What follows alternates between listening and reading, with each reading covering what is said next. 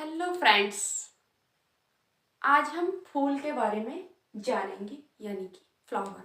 तो फूल के बारे में हम ये जानेंगे कि दलपुंज, बाह्यदलपुंज, पुंकेसर, परागकण, परागकोश, वर्तिका, वर्तिकाग्र इत्यादि के बारे में कंप्लीट जानकारी करेंगे। यानी कि फूल में नर भाग है, मादा भाग है, ये सब क्या होता है। तो फूलों का अध्ययन एंथोलॉजी कहलाता है। फूल जो होता है वो मुख्य रूप से उसका पौधों का क्या है, जनन अंग। इसी से पौधा क्या करेगा, नए जनरेशन की शुरुआत करता है। फूल लगेगा तभी तो अगली जनरेशन तैयार होगी। अब फूल का मुख्य कार्य है फल का निर्माण करना। मतलब प्रजनन की सहायता से फूल क्या करता है, फल का निर्माण करता है। अब आते हैं, फूल के चार भाग होते हैं। नंबर 1 है बाह्यदलपुंज, कैलिक्स, जिसे कैलिक्स कहते हैं। दूसरा है दलपुंज, से इंग्लिश में कहते हैं कोरोला। तीसरा है पुमंग, एंड्रोसियम। चौथा है जायांग, गाइनिसियम। अब फूल का एक भाग होता है बाह्यदलपुंज, लेकिन कुछ ऐसी चीज भी होती हैं जो फूल में लगे होते हैं, लेकिन सिर्फ वो क्या करते हैं, फूल को सहारा देने का काम करते हैं।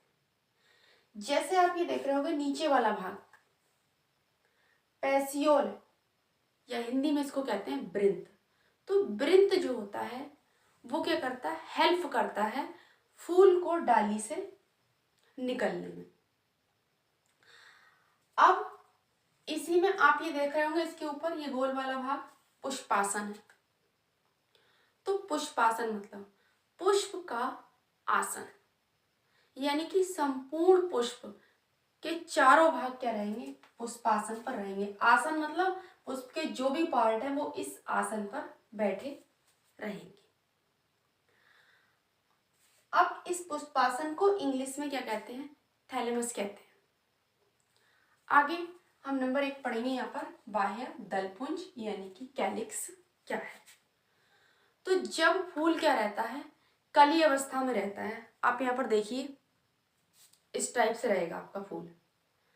जब फूल क्या रहता है, कली अवस्था में रहता है, तो उसे जो रक्षा देने का काम है वो कौन करता है, बाह्यदलपुंज कर रहा है। ये वाला जो भाग है आपका क्या है, ये बाह्यदलपुंज है। यानी कि इस फूल, ये अगर ये अंदर कली अवस्था में, तो इसकी रक्षा कौन कर रहा है, ये बाहर वाला पार्ट कैलिक्स कर रहा है।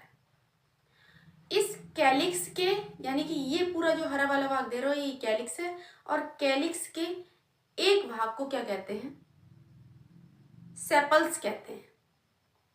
जब कली क्या करेगी, धीरे धीरे खिलने लगती है, तो ये कैलिक्स क्या होता है, बाहर लटकने लगता है। जब पूरा फूल खिल जाता है तो बाह्यदलपुंज, देखिए आप यहाँ पर, ये जब ये पूरा फूल खिल गया है यहाँ पर, तो इसका जो कैलिक्स है वो क्या होता है, नीचे लटक जाता है। क्योंकि जब ये क्या रहेगा, कली अवस्था में,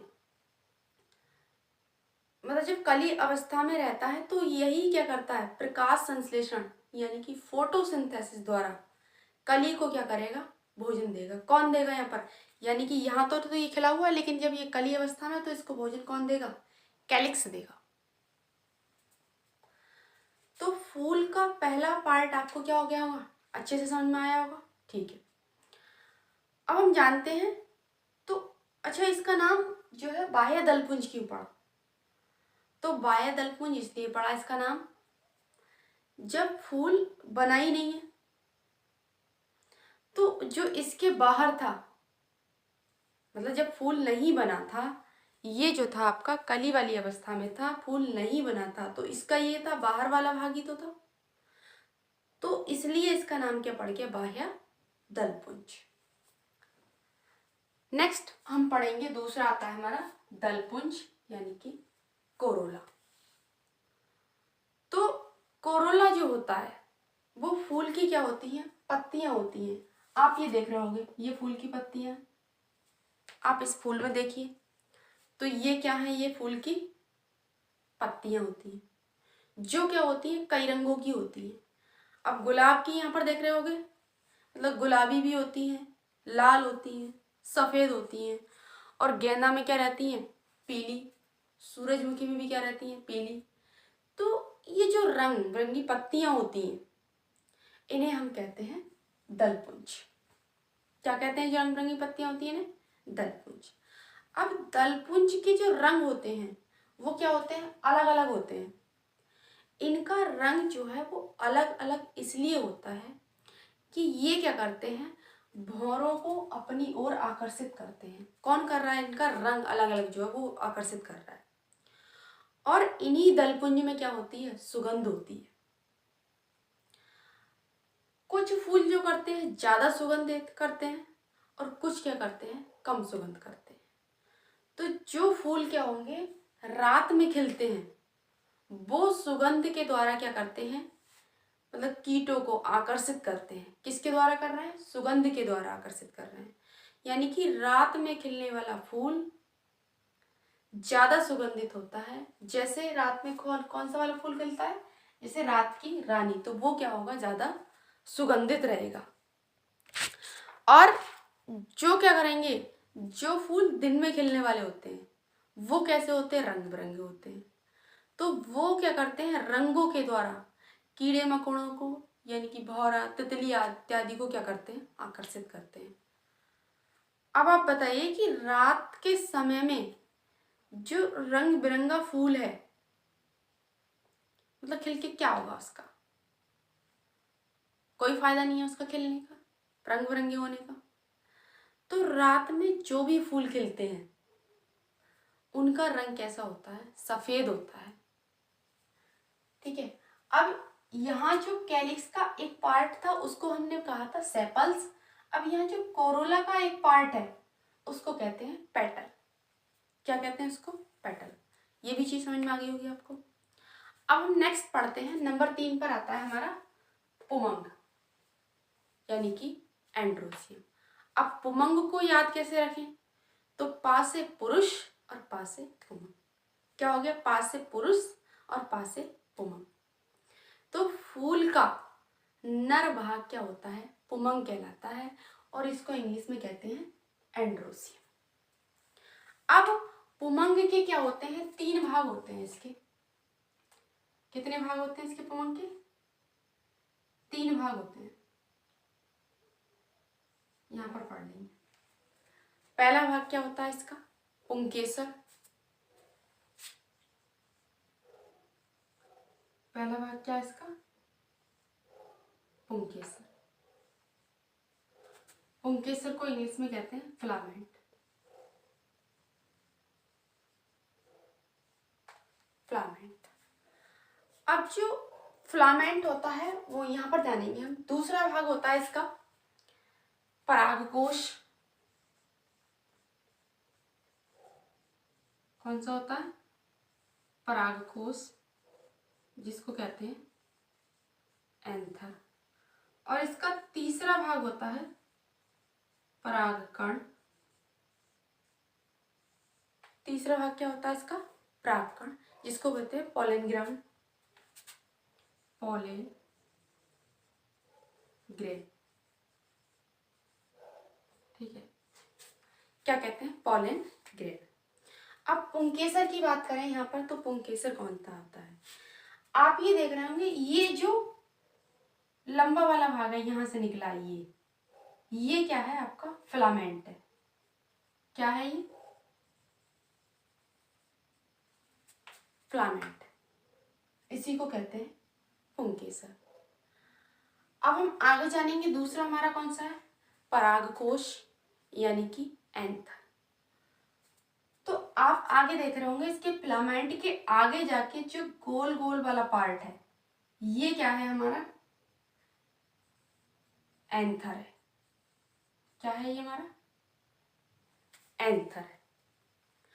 अब नंबर 3 पर आता है हमारा परागकण, यानी कि पोलन ग्रेन। तो इसके अंदर जो है, यहाँ पर परागकोश के अंदर दाने दाने भरे होते हैं, तो ये कहता कि ये वाला कहलाता है हमारा पोलन ग्रेन।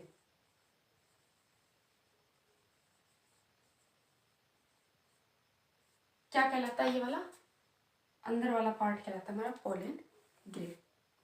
ठीक है, नेक्स्ट आते हैं हम, तीसरा पार्ट हो गया। अब हम आगे देखेंगे इसका फोर्थ पार्ट, जायंग यानी कि गायनेसियम।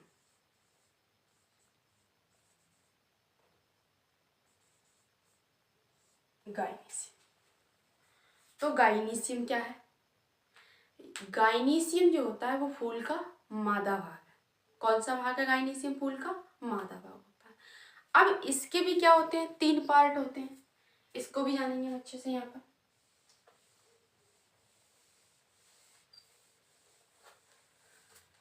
गायनेसियम के क्या है? 3 पार्ट हैं। इसका आता है हमारा अंडाशय, दूसरा है वर्तिका, तीसरा है वर्तिकाग्र। इनके बारे में जानेंगे। तो अंडाशय यानी कि अंडाशय को इंग्लिश में कहते हैं ओवरी। ये जो आपको लोटा के समान दिख रहा है, ये वाले इतनी वाली आकृति, ये क्या है? हमारी अंडाशय है यानी कि ओवरी। क्या है ये? ओवरी। अब दूसरा आता है हमारा वर्तिका। अब आपको यहां पर ये जो लंबा वाला भाग दिखाई दे रहा है ऊपर का, तो ये क्या है? हमारा वर्तिका कहलाता है। क्या है ये? वर्तिका। वर्तिका को हम इंग्लिश में कहते हैं स्टाइल। क्या कहते हैं वर्तिका को इंग्लिश में? स्टाइल। समझ गए आप? ये क्या है? मतलब अंडाशय के जो ऊपर वाला भाग बन गया ये वाला, तो ये क्या है? वर्तिका। नंबर 3 पर आता है हमारा वर्तिकाग्र।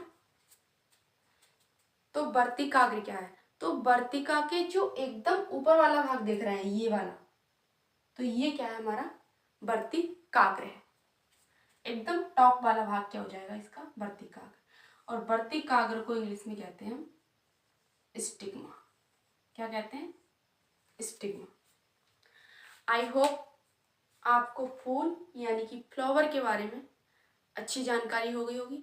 नेक्स्ट वीडियो देखने के लिए हमारे चैनल को लाइक एंड सब्सक्राइब जरूर करें। Thank you friends.